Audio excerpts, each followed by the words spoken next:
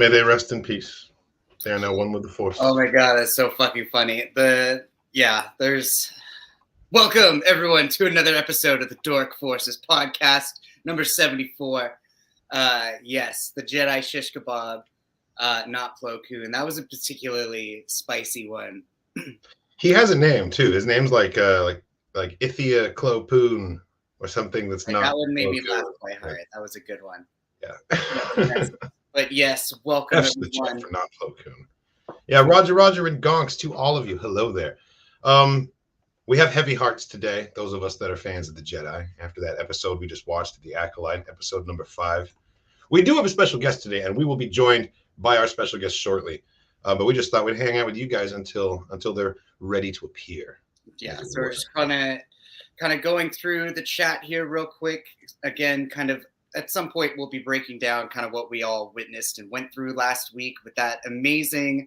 Oh God, I'm still thinking about it, man. I'm still thinking about it. It's so good. Such a snack, crackle, and pop throughout the week. Don't say snap. It's too soon to say snap. You know, it's very and crackle and pop for that matter. Too soon for any of those. Interesting because it's like all the cosplayer friends that I follow on Instagram, particularly all the dark side cosplayers, all the Revans, all the Star Killers, and Darth Mauls.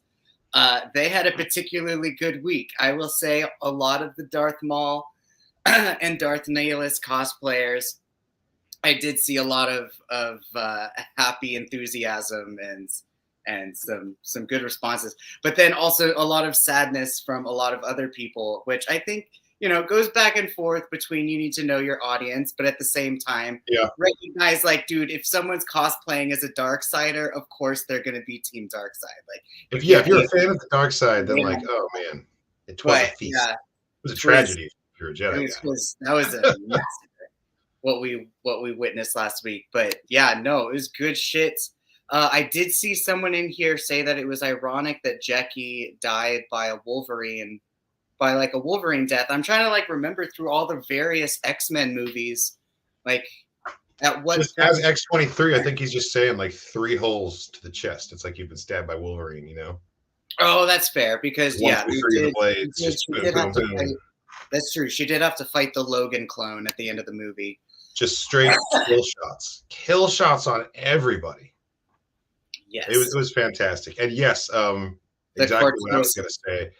MVP of the episode, Cortosis, getting Cortosis in live action, and not just a gauntlet, dude, but a helmet, shorting out someone's lightsaber with a headbutt. I love it. I love it when Star Wars decides to be Legends, and I love it when Legends comes into Star Wars.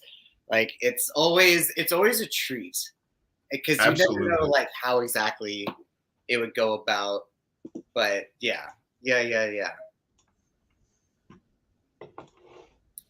Sorry, give me 1 second. Because they didn't quite say. I mean, we still have 3 episodes left, so they haven't said, you know, the Sith word. They have said the Sith word, but after rewatching that scene multiple times, Kymir never calls himself a Sith, though.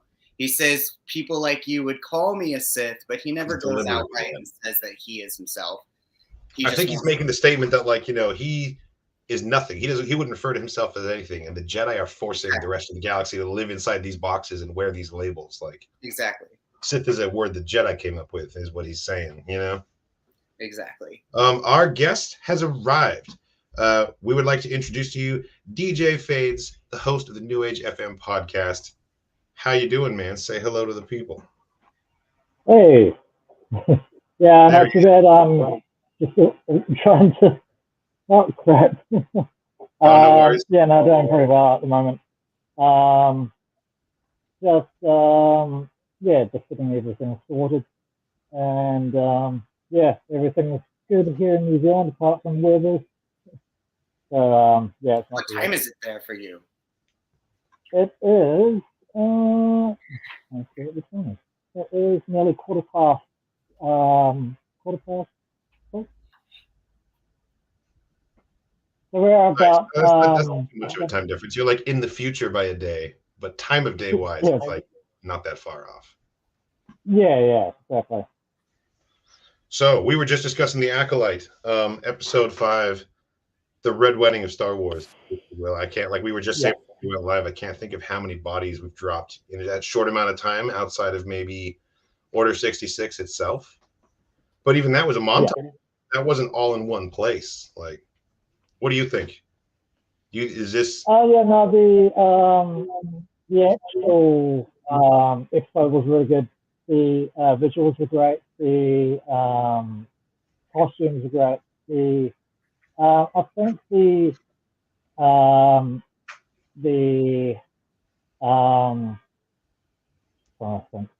think the talk with Osha and May was a little bit different than usual, but the actual fight scenes were perfect. Getting pretty close to the Jewel of the Fate, in my opinion. But yeah, no, it was a really good show. Yeah. Yeah, no, I agree with pretty much everything you're saying there. I think that it was on the level of, I don't think we surpassed Duel of the Fates, but I think that we're right there next to it in terms of like epic duels in Fate in Star Wars in general.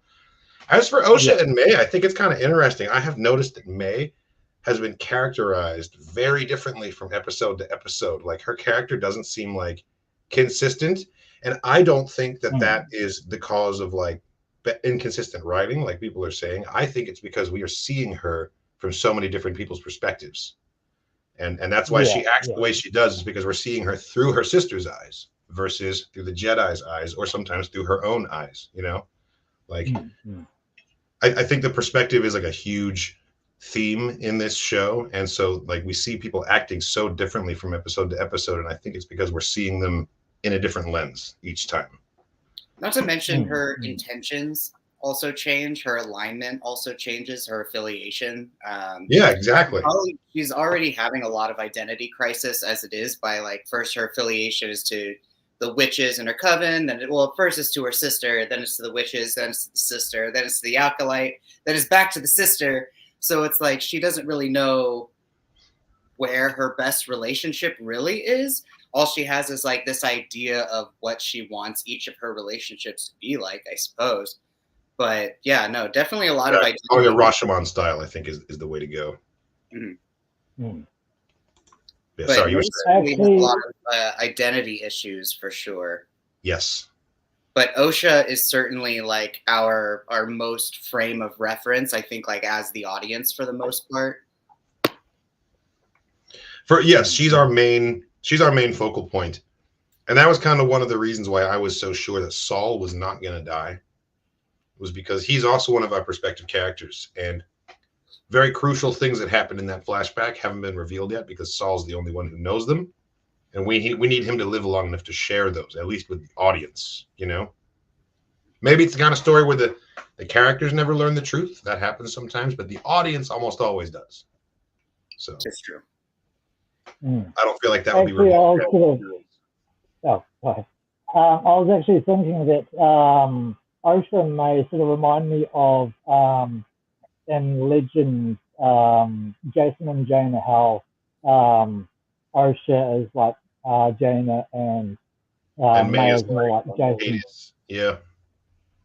Yeah, and so and I think it was in was it the Truth of Bakura, or one of the novels was about how Jason actually turned to the dark side, and there was a battle with the two twins. So that's why I sort of think that Osha and May are definitely a spin-off of that. I see parallels. I see it there. Star Wars really does have a twins thing, doesn't it? You know, like Luke and Leia. In Legends, Jason and Jaina, and I've got Osha and May here. I feel like that's just like the fact that we're dealing with twins yet again. It feels authentic in that way. Like that's just territory that we always seem to tread with Star Wars stories. And there is something genetic about twins being in the family, so it would make sense that Leia, being a twin, might have twins herself. You know, like that. For sure. There's actually some logic to that. So. Yeah, no, that's a really cool parallel to draw, actually. I like that. We also had twins in the really cool cinematic trailers for Old Republic, where we had like the two brothers that were having to train and fight each other. And Valkorian's twins, yep. Yeah, dude. And there was like the one brother all dressed in black that we thought was, oh yeah, no, he's obviously going to be the Darksider. But it ended up fucking being the brother all dressed in white who was like, no, our dad is wrong. Our dad is evil. Fuck this guy. Straight up murder. And we're like, oh my God, dude. For anyone that has not played Star Wars The Old Republic, I will say that Arkin is an incredibly compelling and well-written character. You should check him out in Knights of the Fallen Empire. That's the twin that you're talking about with like the thing on his face. And also the twins in Visions, in Star Wars Visions, the Studio Trigger one that was like batshit crazy, cutting a Star Destroyer in half. Bro, with the indigo crystal. That was dope. Bro. Those were twins as well. That's true. That one definitely was more so of like a what if of Luke and Leia were born in the Imperial side of things versus like the Rebel side of things, because both of them like were bad guys, and then it was up to like the Luke brother, I suppose, be like, no, this is wrong, we should change, and then got fucking rainbow crystal and switching. But yeah, no, she was great. Switching, that's the perfect word for what happened. I want a sequel to that just because I know how insane it would be. Pip is with Basil now.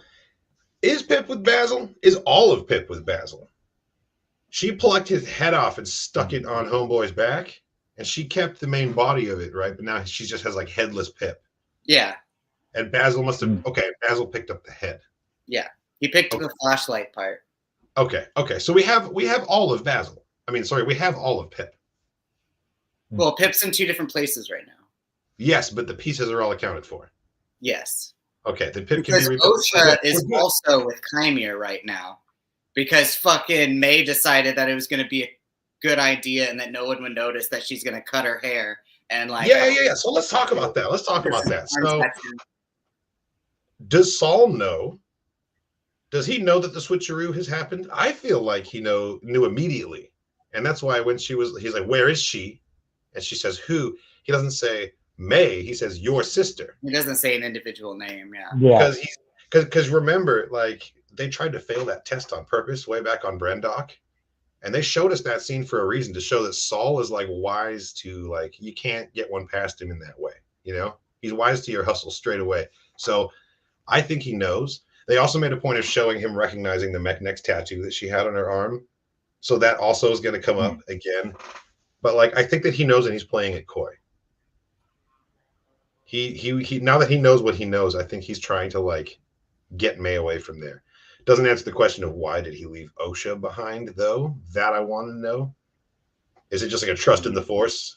This is destiny that this happened kind of thing, or just like we're all dying, we got to get out of here now? I think it's the latter. I think it's maybe he assumed Osha's already dead. Like I don't know. What do you think?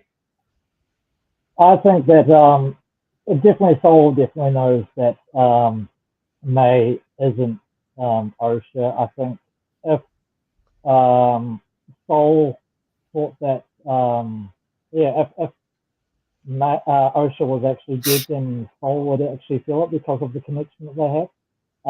And you see that through the first episode of how they connected with each other. And that's what I think. Also with the vision or the voice of May, I think that could possibly be Chimere.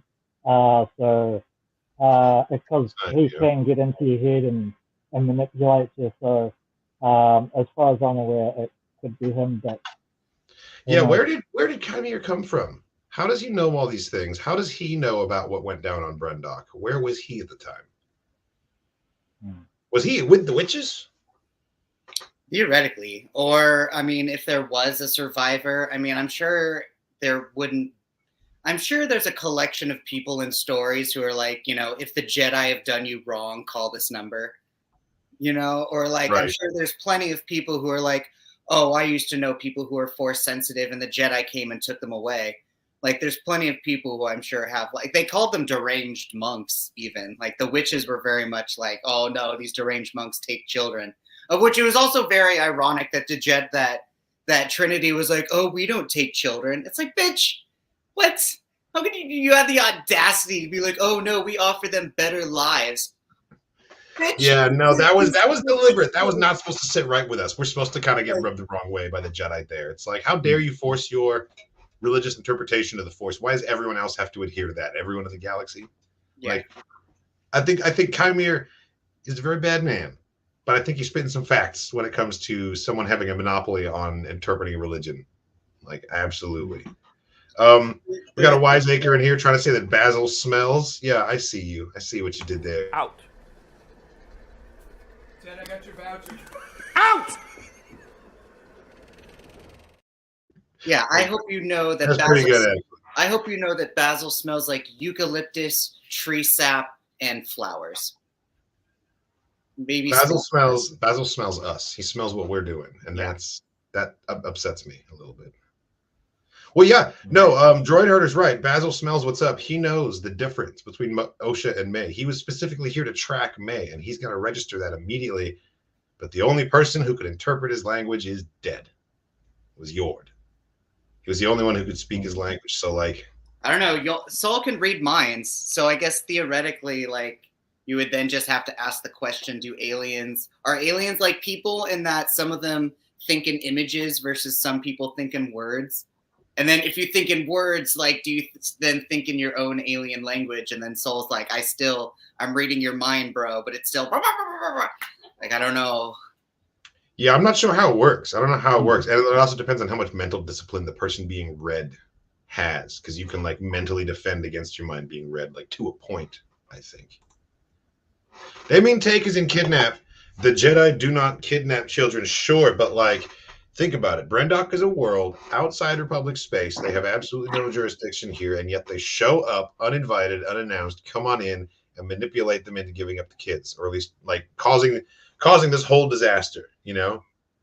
They, like, maybe they don't kidnap children, but they sure as shit tried to, like, strong arm these kids onto their shuttle, you know, with words, granted, but that's how the Jedi do things. It's like this.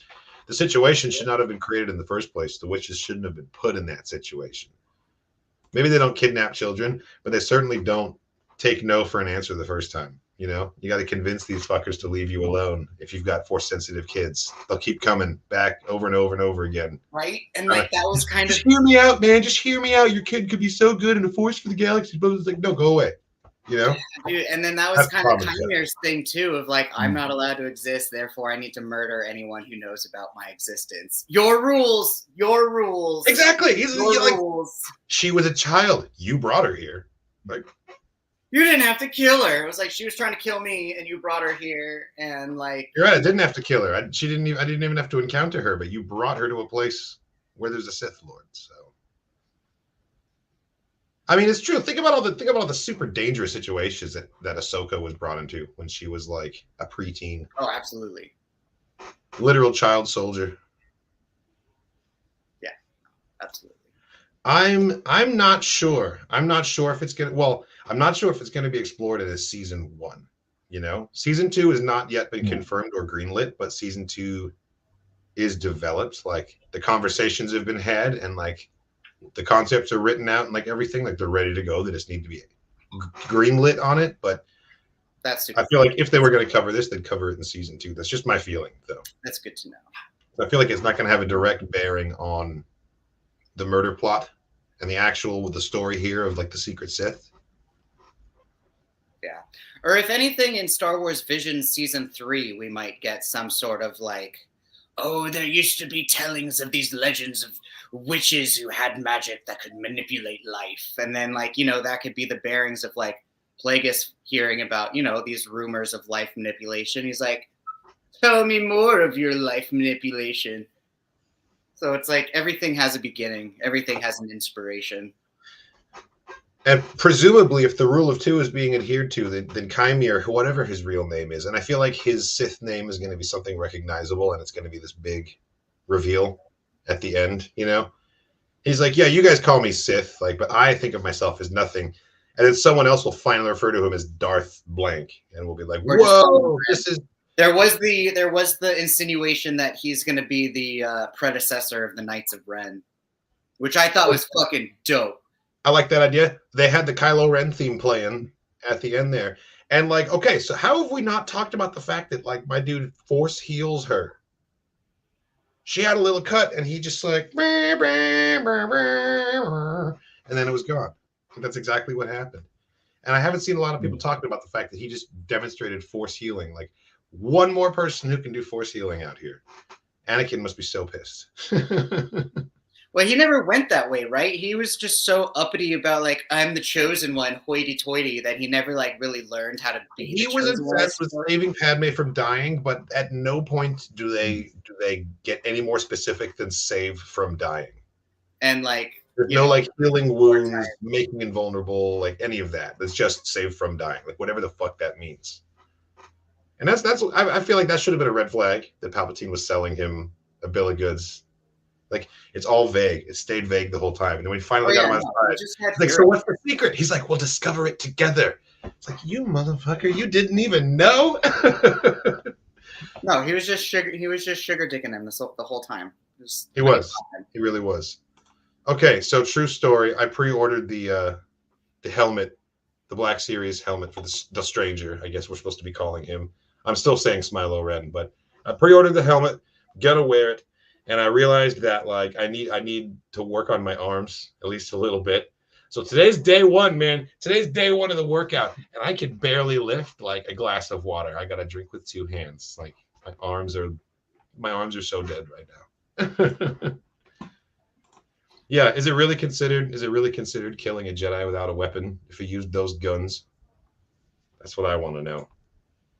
And yeah, there's a similarity with the way he dresses too, and also the helmet. Like if you've read the comics and you've seen Ren, he has a very similar kind of like look and vibe. Dude, it's so fucking cool. It's just like flat, straight metal, just like compressed to the fucking head like a gladiator, but it has like the red like sigil or whatever, like drawn in blood on it, and it's just like, bro. And he has the bracer too, and I'm just like, dude, this fucking guy. Oh, you know what? This fucking the sigil's kind of a little spirally deal, isn't it? Yeah. So is the witch's symbol, right? It's a dotted line, but it's also like a spirally deal. It's a spirally, and then it like kind of drips down. Could one symbol have like evolved into the other? Could like May join him as the first like Knight of Ren, like the first follower of his thing, and that they use the Coven's symbol to. I'd have to look at the symbols again to see if they're actually visually similar, or if I'm just like remembering what I want. No, it's like it's an actual Sith. Like there's other side symbols, like but there's like no eyeballs. But like the whole character design is so fucking cool. And then like his skin looks super burnt. Also, like it's just like this character design is just so peak. He's got a great design, and there's so much backstory, and I really hope we actually get it. You know. I think we'd probably get it in the one of the Tales cartoons, or maybe a comic book, possibly. Hopefully, season 2 might be able to get upon his story and how he came to be. So. I would hope that like the big theory, like because yes, a comic book is easy to execute. You know, you could do that. I would hope that like the big plan here is to have several High Republic era shows and then have them bleed into like a High Republic era movie and get a series of movies too, and like kickstart an entire new timeline with all these new Star Wars installments set in the High Republic leading up to the Phantom Menace. Like we could still do that. There's still time for that, you know? They could go backwards in time and like lead up to the Acolyte even. But because that's kind of what they're doing right now with the Mando verse, having like, you know, Mandalorian, Book of Boba Fett, Ahsoka, and then this Mandalorian and Grogu movie is going to address like all of those things narratively and sort of tie it off. So it would be cool if the Acolyte could be just like the first of many High Republic era shows that then get addressed in like a massive High Republic movie. Hell, you could even tie in Jedi Survivor stuff, having Santari Kree and Dagan Gera as characters. And then on the other end, you put Cal Kestis in the Mandoverse movie. And then you could have like that connectivity there through the game as well, you know, like could be very cool.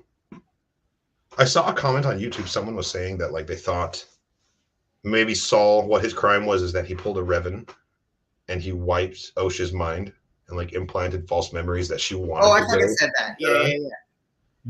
What if that's the case? Like, because he's got to have done something wrong, right? They're not going to give us this guy who's such like a light side paragon and so like compassionate, and like they're not going to let us have that. Not after episode 5. They're going to rip that away from us too. I can already tell. So like, what horrible thing did this man do that's going to like make us sour our relationship with him? Did he kill her? Kill her mom, if anything. Is it just about the lying to her whole life? Probably. Like, he probably feels guilty about killing Anasea if he did actually kill Anasea. Because honestly, he probably wouldn't feel too bad about killing Mother. What was the Zabrak lady's name? I don't have my notepad. Coral, Mother Coral. I was gonna say I don't have my notepad. He wouldn't feel too bad about killing her, I feel, but I feel like he would feel bad about, having to slay Anasea if he didn't have to.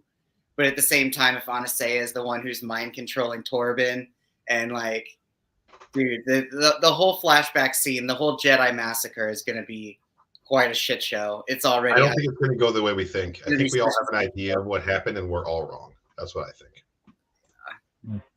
Read from the comic is more sporadic, not really a spiral. Shout out to Cole, who just went to the comics and looked at it and confirmed for us.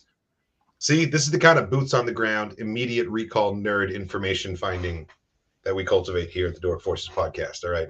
Nerds working together to help nerds know stuff. No fake news here. No, not at all. We don't do that here. We do it live.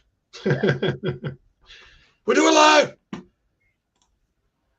Who could be the other Darth? As in the master of the stranger? See, that could be the big reveal, is that like Chimere is no one, as he says, but he's working for Darth Blank, Darth Recognizable, who we're going to be like, oh shit, that guy, He didn't even say that he had his own master. He just said he said nothing, but he said things that could indicate that. He never ruled it out. All he said was, I want to be free. That's true. He did say, I want to be free. But I mean, he's talking about wanting to be free of the Jedi's constraints on the galaxy and practice the Force the way he wishes. Yes. But it could also mean he wants to be free of his own master. And that's why he wants a pupil, is so that he himself can become a master. And I feel like all he's been so far is a pupil, and this is his chance to, because like he doesn't feel like a master to me. He wants it too bad, Like he was very skilled in that fight, and he took them out, and he definitely was a superior fighter, but he was too hungry, if that makes sense. Think about how Palpatine kills enemies, and then think about how Darth Maul does it. Like he's like got something to prove with every single move he makes. Like he's just like full of hatred and like power, yes, but like you can tell he wants it too bad. He wants it like an apprentice wants it, not like Palpatine, who's like, I'm killing you, and I don't even care that I'm killing you. Like he's that evil. That's true. That's very true. But Chimere, I don't know. At the same time, though, Chimere was very much raised with the idea of, I need to kill you as quickly as possible because no one can know shit that I'm here. Like no one can know about me. Like very much just needing to, like very much self-preservation. And I think that's what made his movements and his fighting more sporadic and vicious and hungry as like you said, because it was very much like, I need to get this done now. Like regardless. Hence why he's like willing to headbutt shit, why he's willing to like physically put his own arm at risk. Like, I mean, there's cockiness in there too. He's like, I will take risks. And like, your arm is fucking gone. And he parry and like, like how many turtle times did he have to practice that shit? Turtle times. There's a lot. And even Saul at one point, like, even got him to the execution. Ooh, Saul kicked his fucking ass, dude. He rang his bell as soon as he gave into the anger, the triple force punch, and then just like dude. That was possibly my favorite part. It was really fast, but that choreography was like tight, and he like sold it so well. Like the actor looked so like reckless and out of control, but he was so precise with what he did there. Yeah. No, that was fantastic. And it just goes to show that like he could have exactly like where he needed to be each time. It was like, oh my god, I'm watching I feel like, all over again. Sometimes I feel like I would make a terrible Jedi because like, why did Osha stop him from cutting his head off? Because it wasn't the Jedi way. Same reason. This is like active shooter threat kind of deal. Like neutralize, It's fair. It's fair. You prefer his fucking telekinesis. You can't strike down in anger. You cut the mind off from the body. That's all I'm saying. You can't strike down in anger, Katarn. Can't strike down in anger. I mean, okay, yes, and it would have been anger, and that's why I'm saying I would make a pretty bad Jedi. All I'm saying is, of all the kills in anger, that was pretty justifiable.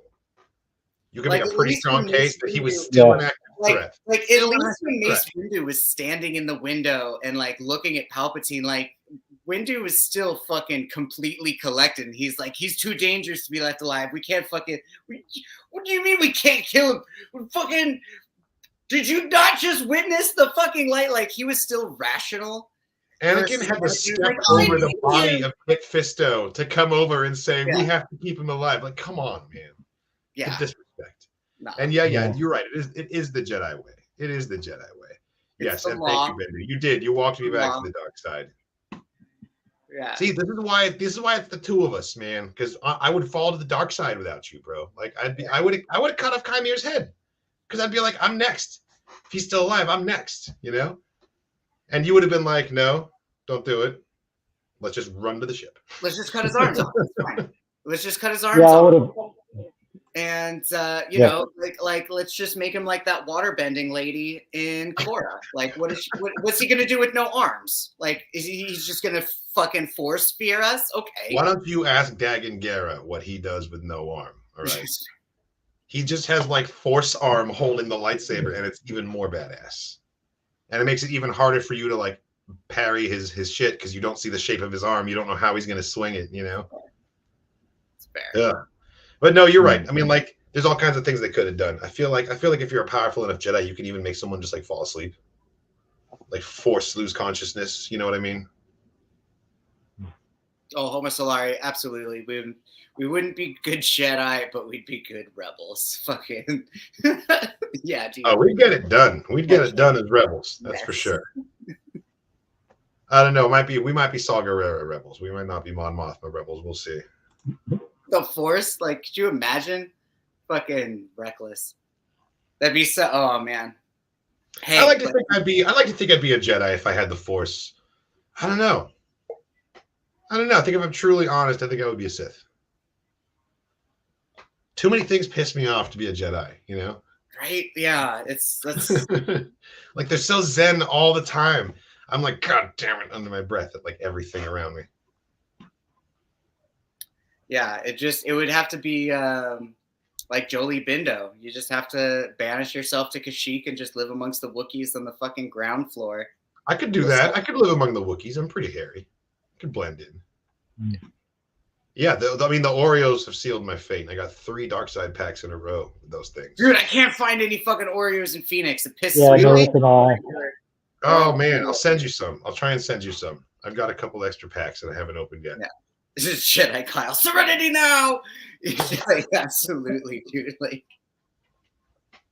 yeah. Or you would just go to Rendar's diner all the fucking time. And you'd be like, oh, what do you know? And you'd be like, oh, and like, yeah, you would just be the fucking ground level Jedi that, you know, everyone would just like, oh, it's guitar. Ah. Dude, whatever. I'd be the fucking Mad Eye Moody of the Jedi. You're like, don't be a bitch or I'll force flip your car. And like, you know. That's not light side. That's what I'm saying. That's super, like, that's such Sith behavior and energy right there. I don't know. Also, just like, you know, the fashion, the Sith win the fashion war every time. It's true. Every time. Fucking even Baylan Skoll, not Sith, but like even Baylan and Shin, like look at them with their medieval knight badassery, just like. I love the aesthetic, and Marek too. He's got like this gothic knight kind of like sensibility, like with that helmet that he wears. Yeah. That is true. That is true. The Inquisitors kind of did have. Well, he was the only Inquisitor that kind of like had his own full aesthetic. I mean, like we had Birdman, but even Birdman still had like the Sith. I think we had the same. The Birdman had a unique helmet. This guy had the same aesthetic as like the other Inquisitors that they fought in Rebels in like Twilight of the Apprentice. But I think that it just looks different because it's live action and there's more detail. But Merrick though, he had detail. He had like no, he looked great. If anything, he reminded me a little bit of like the Frog Inquisitor that like Maul had to kill in Twilight. Right. But like that was about it. Yeah. Balin's armor is very Templar, yes. And I really love that Ahsoka leaned in so hard into the fantasy aesthetic because like Rebels really was like the most fantasy feeling Star Wars to me. Even like it was very rooted in the original trilogy, but like the Force had so much mysticism. Like they had so many like mythical creatures and like things like the Bendu and like prophecies and not to mention the Purrgil. The Purrgil feels straight out of fantasy, you know? Fucking space whales, bro. Yeah. Yeah, Even the space whales, like I love it. I love it. And I love that that gets represented visually too. Shauna Turpik, you know, R.I.P. Fantastic costume designer. Really, really made the costumes of that show sing and all of the designs. Same with Mandalorian, Book of Boba Fett. I'm not sure who the costume designer is. What? I was gonna say I missed that reference. Who are the two gassy guys? It's probably us. Definitely me after I've had Five Guys, that's for sure.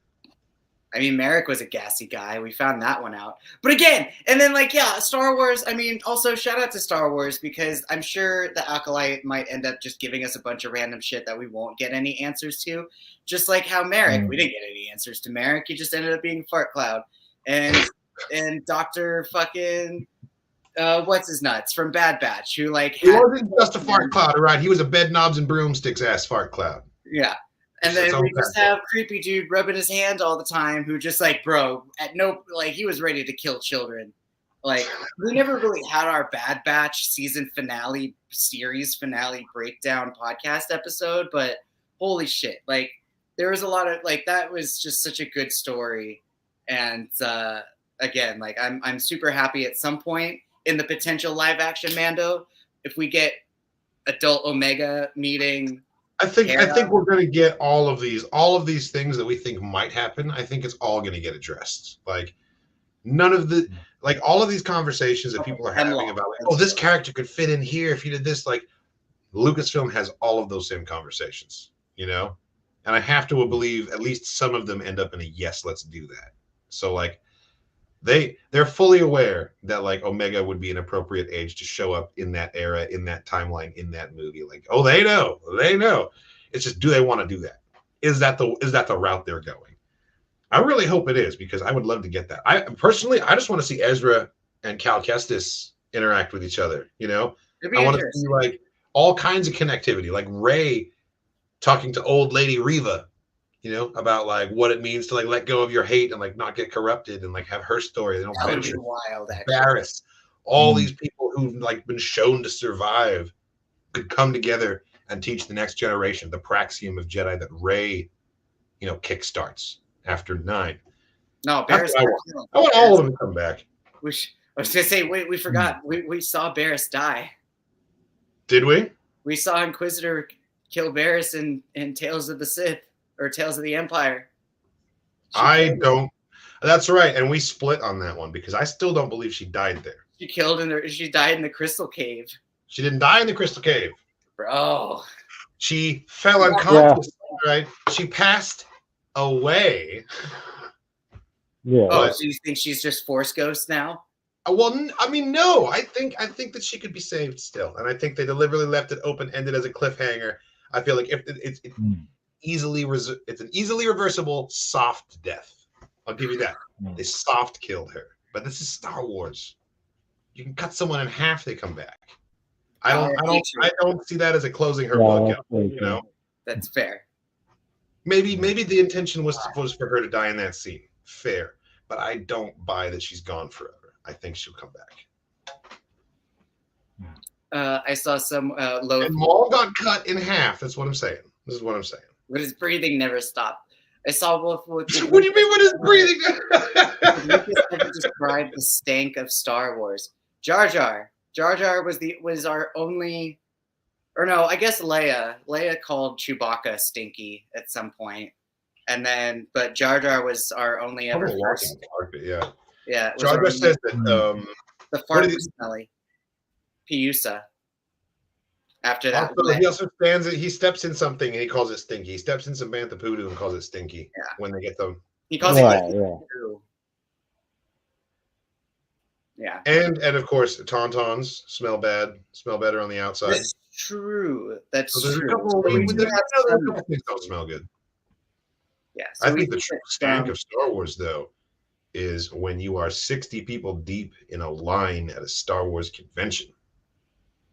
You want to talk about the stank of Star Wars? Stand in that crowd for like 20 minutes.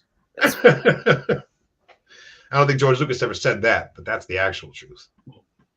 That's fair. Ahsoka Season 2 is confirmed. Ahsoka Season 2 is coming. Yeah. And they're recasting Baylan Skoll. It's official that they are recasting character. But we do get more of the character, which is still like, I don't know, it's still exciting. That's still really cool. He's such a brilliant and beautiful character. It will be really exciting to see more of what he shows us, because the last we get of him is looking at the giant mountain carvings like Lord of the Rings of I think the father and the brother, or maybe it's just the father and like one of the siblings, or like one of the other statues is missing a head, but they are the Mortis gods though. You know, I've gone back and I've rewatched that scene several times now, and it still chokes me up. It still chokes me up every time I watch it, knowing that this was like the last thing he put on film, and how fucking good it is, you know, and how much just like rich potential there was, and like where his story was going to go. And I'm getting a little bit choked up just thinking about it now. Like, it's one of those things that I think is never going to not be impactful for me. And Ray Stevenson just commanded the screen in that show. We've barely got a chance to get to know him in this character, but like, you were hanging off his every word, like right from the start. He was so mysterious and just like interesting, and just, there was so much nuance to how he played this like very kind of like stoic and straightforward kind of guy, but he brought so much to it. And I'm so very torn about the news that they're recasting, because like, yes, the character is bigger than one actor, and it's part of a larger tapestry now, and like everyone deserves to know what is going to happen next in that story. But like, I just feel bad for the actor that has to step into those shoes, you know? So that is an uphill battle right there to try and not even top, but be equal to the performance that Ray gave us, you know? Like, that's a challenge. Well, I don't know, right? I think so. I have a very strong, similar feeling for our Lord Father Adar and this next upcoming season of Rings of Power. Because again, this phenomenal character, brilliant fucking performance from Uncle Benjen, but we're going to get a new actor. You know, still hopefully the badass character that he's going to be, but again, a new actor. Going back to Baylan Skoll, though, I guess it would also depend on how much interaction his character has with the main cast and like everybody else. Like, because again, the actor swap when Dumbledore passed away, when they made all the fucking Harry Potter movies, like not a whole lot of people have a bunch of memories of the first Dumbledore, aside from like, you know, the people that do have obvious memories of the first Dumbledore. So obviously we're going to have memories of the first Baylan Skoll, but using that metaphor, like if there is more of Baylan Skoll in the future, which hopefully there is, people maybe will this still connect with him and create it and like make it his own. And totally, absolutely. Yeah, no, I mean, there's no guarantee that someone. It doesn't mean like, oh, the next person's gonna be worse. It's gonna be a downgrade. It's just gonna be different. And I think it's valid for that to be upsetting to someone who was like really attached to the performance that already came there. But absolutely, what you're saying is true. Have an open mind. It could be even better in ways you didn't even expect. Like, give someone a chance to make it their own, see what they do with it. And at the end of the day, this is about the story, you know. And I like to think in my head that Star Wars is real, and we're seeing a retelling. And like, Mark Hamill is a guy who played Luke Skywalker. The real Luke Skywalker probably looks a little bit different, you know, the real one who lived a long time ago in the galaxy far, far away. So like, Ray Stevenson is someone playing Baylan Skoll, but Baylan Skoll lives separately to these actors, and someone else can step in and do their own. Like, it's an interpretation of in my mind, like this real thing out there, you know, like, who knows what a Star Destroyer really looks like, but that's what the show says it looks like. And it's probably a little different, but these things are retelling. That'd be an interesting point of view. And I feel like that helps you get around a lot of continuity things that like can be kind of bothersome to a lot of people sometimes when things aren't completely, the continuity isn't completely lining up. It's like, okay, well, these are different people's interpretations of the same real event. And you can watch 4 movies about a real thing from real history, and they're not going to be exactly the same. They're going to retell it slightly differently from each other. And that's just what happens with, human language and with storytelling, is that things get changed a little bit. It's like that game Telephone, So that's something to keep in mind when it comes to continuity, is that even in the universe of Star Wars itself, there's continuity errors among people telling each other stories. I guarantee it. That's just a thing. Young Balin, I'm hoping for Young Balin in Tales of the Jedi. That would be totally awesome. I don't know. Live action Young Balin, if it services the story somehow. I'm not sure where he would show up, but in animate, that's one of the cool things about animation, is you can just do whatever you want, whenever you want. It would be a cool story. It would be a cool story seeing like the reasons why he stepped away from not the council, but why he stepped away from the academy, and like at what period of time he stepped away from the academy. How he found Shin would actually be a really cool story also, if it was just like, how Death Watch found Din Djarin in a fucking box, hiding from a fucking super. And like, before episode 5 of Ahsoka, I would have said that a Clone Wars era flashback is too ambitious and they wouldn't do it, but like, it sure proved me wrong. So we could get that. We could really get that story, I'd love to see reactions to Black Sails. Ray comes in as Blackbeard in season 3 and is legendary. They also recast Spartacus when the lead passed from cancer. R.I.P. to Andy Whitfield. He was amazing. I'm torn too, regardless. I love Spartacus. I watched that show when it was airing on TV. Good times. I've heard good things about Black Sails. I've never seen it. Maybe I should react to it, especially if it's got Ray Stevenson in it, because, fantastic. He's great in Rome too. Ice, I think. Okay, so you think he turned in that moment? Interesting. Right? Like, or it was during, like, he could have. Okay, so like going back to theoretical Jedi who didn't exist but could exist because his name was on the fucking wall.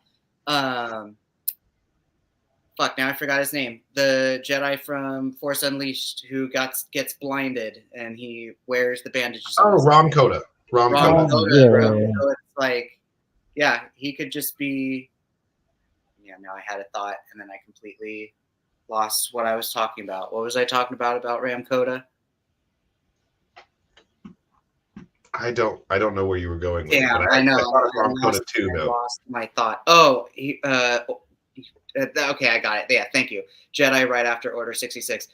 So at the moment that the Jedi started doing actual Republic like army shit could have been the moment that he walked away. Could have been like, this isn't what I signed on for. We're not supposed to be soldiers. This is inherently wrong. Peace out, bitches. I'm out.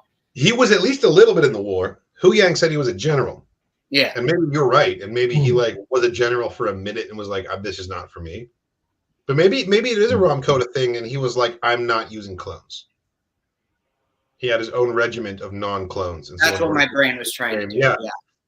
No, I see I see the vision. I like it. I like that idea. And that could be a way of because Ram Coda kind of got canonized with his name being on the visitor list. In the path in Kenobi. Yep.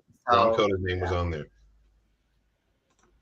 Yeah, thank you. Yes. We're slowly connecting dots and like making the red yarn wall is slowly coming together. But definitely makes Yoda's whole phrase of like telling Luke, "Oh, you're the last Jedi," really, blows it out of proportion. But at the same time, if you have a hero, it's like, oh yeah, no, you're gonna have to fight your dad. Your dad is the epitome of like all the Force right now, and I just need to give you fucking bardic inspiration, dude. Like, you're the last one.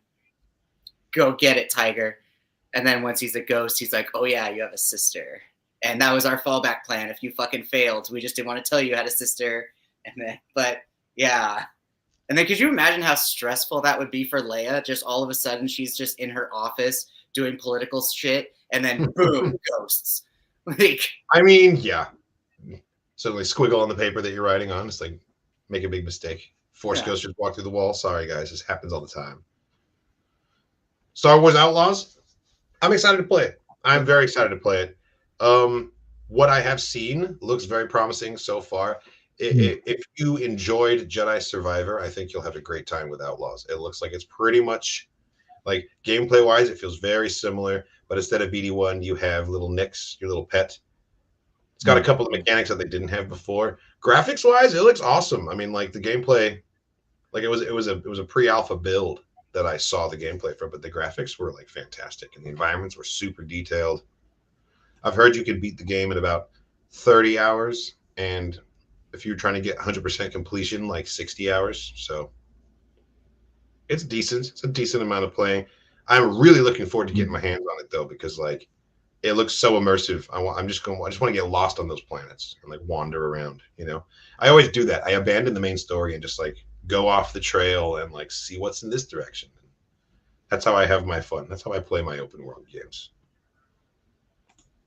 I think it's all but confirmed. I mean, we know Crimson Dawn is going to be a major factor, and we know based on the timeline, this is during Crimson Reign and like just after War of the Bounty Hunters. So, okay, yeah, officially confirmed. She's officially confirmed in the game. Now, Emilia Clarke is not confirmed. We don't know if she's going to be reprising the role or if someone else is going to be voicing Kira. That we don't know yet.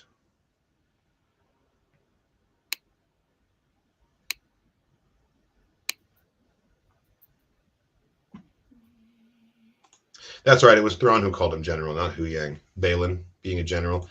So he probably defected and or had the non-clone unit during the Clone Wars itself. Either way, it's a story that I want. It's a story that I want to see. And I think Tales of the Jedi would be the place to put it, you know? We have a Gonk of the Week to get to. Are you ready? This one comes from Rick Budd. Look at this thing. There we go. I think this one's really clever. I love it because he's got like his own feet through the feet holes, and then he's just Jawa sitting on top of one. Like that's the way to do it. That's fucking great. I could do this. I love these. He's chilling with the 3PO with the protocol droid head. Oh, yeah, that's true. I like that too. Droid herder, this one's for you. Yeah, exactly. See, I'm too tall to be a Gonk. I just got too much legs, you know? The Gonk would have to be ridiculously large to be proportionate to the leg size. So this actually works for me because I would be about that much above a Gonk droid if the legs were accurate anyway. I wonder how hard it is to walk, though, in that. Like, right? At his knees, can he move his legs beyond the knee? Maybe you have like really wide stride, but like you can't like maybe the whole bar is gone. Yeah. Either way, fantastic build. Very entertaining to see this. I hope to see something like this walking around a Star Wars Celebration this coming year. That's gonna be a lot of fun. Balin was close to his, but his unit in Padawan was wiped out. But a few survived. 66 comes in and turns dark when he has to kill his friends' clones and wipe out his own unit to the man. Bro. I feel like that happens to so many Jedi. That's got to be such a common, like, Jedi who survive, but they don't come out of it as Jedi anymore because of just what they had to do to yeah, survive. Just what they had to. Oh, man. Yeah, because then it wouldn't really be dark. You're just a Jedi with PTSD, which is still fucking terrifying. Just like, oh, my God. You're like Professor. I feel like a lot of them would, like, do this and then take a Barash vow and just, like, live the rest of their life floating in a little cave in a bubble somewhere. Dude, because if you have nightmares and all of a sudden, like, you just force repulse everything in the fucking room. Yeah, you just flatten the room that you're in with your mind. Because, yeah, see, you can't be around society if you've got those kinds of powers and you can't control them anymore. Olivia Hack is playing Kira. She voiced her in Forces of Destiny, and she does a pretty good voice. And she's also Ty Lee from it. Avatar. Oh, shit. Okay. Terra's Kali and Chi blocking. Nice. That's pretty sweet. That's pretty cool connection. Thank you for telling me that. Yeah, no. That would be really cool. Like I said, I'm excited for the game. It's coming at the end of the summer, and I'm just gonna you'll never hear from me again for like a really long time, I'm sure. I'll just be like stuck in here playing it nonstop. Yeah, I'll be playing it on the Ubisoft Plus, so that'll be pretty sweet. But I've got the I've paid for the physical version as well. So Oh, nice. Okay, yeah, I have the digital pre-order only. Are you going to play it on Xbox or PlayStation or PC or what? for the I'll be playing the what is it? 3 days early access on the Xbox Series S. But I've got a physical copy for the PlayStation 5. So Nice. it'll be Yeah, good. having a physical copy is pretty important because if like I'm sure like eventually there's going to be no games you can't play without an internet connection. You know, like your game library is all going to be on a cloud, and so like if that goes down, having the physical media means you can at least play the single player components of the game. Hmm. Yeah, that's what I have a lot of issue with because like a lot of mobile games, you can't. They require the Wi-Fi connection. So it's Right. like even if you're on the plane and you're playing something that doesn't even necessarily like you don't have to play someone online, like you can still play against the computer. You still have no connectivity to it. So it's just like, oh, this is shitty. This is shitty. Yeah, it needs to be more normalized playing games offline, man. Not everything needs to be tied into the internet for functionality. It's creating such a vulnerability because what do you do when the internet goes down? You're screwed. I don't love it, but you know what? That's mobile games. It's kind of standard operating procedure, I think, for the mobile games. Yeah, episode 5 of The Acolyte was nuts. Tomorrow night, episode 6 comes out, and we are going to get probably a flashback. I think I'm going to predict it's going to be another flashback episode and not a direct aftermath. But I don't know, man. We're in the second half of the season, and I would not have predicted that 5 went the way that it went. So maybe I don't know what the hell I'm talking about, and who knows what's going to happen. What do you think is going to happen? Guess. DJ, what do you think is going to happen? Yeah, no, I think there's definitely going to be a backstory. Probably the what was it on the preview with Kalmaka and Corbin, how they were Sure. fighting each other. So yeah, I definitely think that would be the case. Apart from that, who knows? I think that's a safe bet. I think that the Kelnaka scene is something that's important. We haven't seen it yet. What is the deal with that shot from the trailer? Is Kelnaka the one being crazy, or is Torben the one being crazy and Kelnaka's trying to subdue him? I can't tell what I think is I happening. think it's subdue. Because we know Anasaya like took Torben's mind for a second there. What if he comes back all crazy and just like flips out and they have the rest of the Jedi have to try and like stop him, but it's too late. He attacks the witch. The witches retaliate. The Jedi have no chance. They don't have a choice but to defend each other. It like spirals out of control. It's like I was saying the other day. It's like one of those tropes where you've got two groups of people and they're armed to the teeth and like it's very tense and no one really wants a fight. But like one guy's gun goes off by mistake and then everyone fires and like everybody. It's like that whole thing. I'm thinking something like that went down to destroy the Covenant. No one really wanted violence, but one person made a bad move and then every like a domino effect kind of thing. Absolutely. And I mean, mind controlling a Jedi, that's not a Padawan. Like if you're going to mind control someone to make a point, mind control one of the masters because you know that they can handle their shit and they're probably not going to have a complete and total meltdown when they come back out of it. Like it's risky business doing that to a Padawan. You don't know what level of control he has over his own powers. You know, you don't know how long he's been training. That's kind of the thrill of it, though, too. Also, because you're not expecting the master to like want to kill a child, or not a child, but at least like the pupil. Right, but like the master, you can assume that the master has enough common sense not to burn down the building we're standing in. Yeah, but if you're also trying to mind control someone, why would you want to try to mind control the person that could fight against you? I mean, that would be a bigger flex, wouldn't it? If you could just mind control a master real quick, that'd be the ultimate. Maybe she couldn't get the masters. Maybe she had to get the Padawan, like you're saying, because that's just the skill level. They could block access to their own minds. Yeah.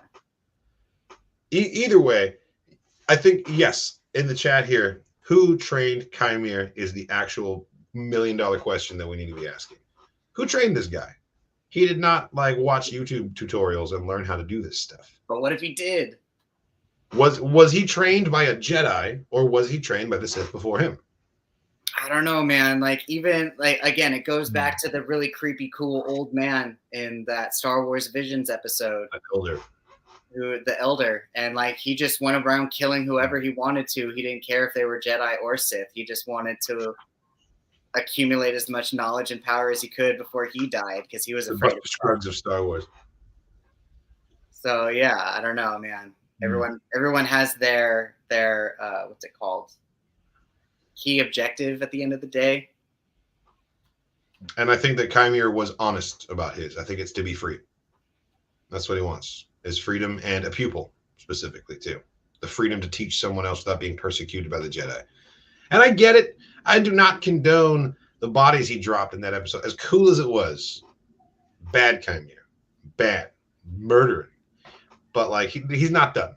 He's not. More bodies will drop, and I will say bad to me too, because I'm going to be cheering and rooting for it because he's so cool.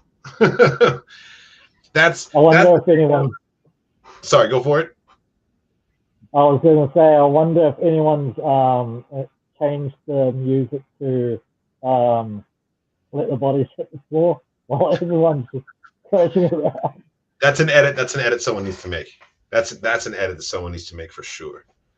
I just made my very soulful piano tribute to them, especially not Plo Koon, who was the best of us. Yep, it's true.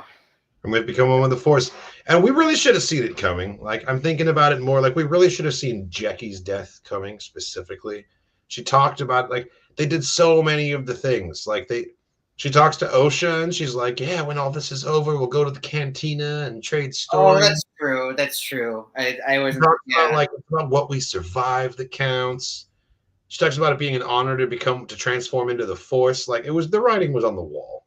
We didn't want to see it. We didn't want to see it, so we didn't. But like, we should have known. We should have known. Yord, they did not really foreshadow Yord's death that much, at least in my opinion. That one was shocking. That one was shocking. But like, I mean, it went over my head too. Exactly. Like, I think it went over a lot of our heads because we didn't want to even think that it was on the table. Like, not our Jackie, right? But boom, it went there. Yeah, there was an article. There was an article that just came out on Inverse with Leslie Headland. I recommend everyone read it because it's awesome. She talked about a couple things in there, but one of the things that she said, she had a quote saying that, you thought the reveal was that Chimere is the Sith, but the real reveal is that all your favorites are dead, and this is your new favorite. That's what the twist is actually going to be. Is that all these people you're invested in, they're not the story anymore. They're all dead. Welcome to the new favorite character. Wow. And like, man, he's got the charisma of a Sith Lord. You got to give him that. Like, he is fun to watch. He's fun to look at him like cut Jedi down in that, like, the most intense, like, dude, the saber throw, and then the slow fall of the trees. Oh yeah, loved it. I mean, the cinematography, like, we're all getting lost in like the badassery of it all, and like Cortos's headbutts and crazy things, but like the actual filming of the episode was really cool as well. Like, one of the early shots of Osha waking up, and you can see like the push pattern in the ground and the dirt. Yes. Like the orange dust that was under the top layer being like pushed in all these different directions. You could see where everyone had skidded to. Yeah, no, it was fantastic. Yes, agreed. Great performance by Manny. And I can't wait to see where he brings us next. The power of Manny, indeed. Thank you so much for watching, everybody. This has been the Dork Forces. We've been talking about the Acolyte, episode 5, with our good friend DJ Fadez from the New Age FM podcast. DJ, why don't you tell the people where they can find you? You can go on Instagram and search New Age FM podcast, or you can also go on to YouTube, search the same thing. Same for Spotify as well. And we will also be including a link to his socials in the description of this video. If you are watching the live stream on YouTube, so you can check him out there as well. Yeah, this has been a fun one. I don't feel emotionally prepared for yet another episode of The Acolyte. Normally, I'm like, oh man, we got to wait a whole week. Can't get here fast enough. And this week, I'm like, I'm not ready. I can't do it again. That's true. What are they gonna do to me now? That's true. It's a little true. But Yeah. I'll put myself through it so many times, and I'll love it every time. I can't help it, man. I just fucking love Star Wars, and I love you guys, and I'm glad that we get to do this every week and like come together as a community and just sort of like have an intense nerd out session for a little bit here, and get. I've been doing little 30-minute live streams every Tuesday for the 30 minutes leading up to the premiere of the episode, little hype chambers. And they've been a lot of fun too. So if you want to like hang out and really like get into some predictions and just like, you know, talk about how your day's going and just like keep it going on Star Wars, feel free to join me. I go live on Twitter and Twitch and YouTube from about like 5:30 to 6 Pacific time every Tuesday. So yeah, thank you so much for watching, everybody. This has been the Dork Forces podcast. And as always, may the Force be with you.